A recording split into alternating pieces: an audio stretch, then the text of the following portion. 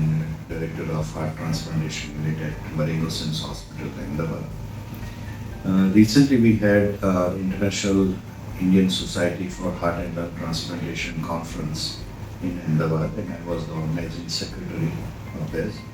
So in that conference, almost 600 participants from across India and surrounding countries came and participated, and we had almost a very strong delegate from Nepal, Korea, and also we had faculties from all across the world, including the US, Australia and all.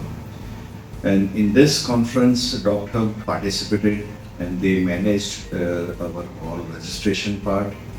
And the work that they did was amazing. Overall commitment and the hard work that they put in for the registration was amazing. And let me tell you, I had no issues from that area in my whole conference. In spite of being a very well-attended conference, there was not a single complaint from that side. So I'm really thankful to Docthub for managing this conference, managing this registration in this conference.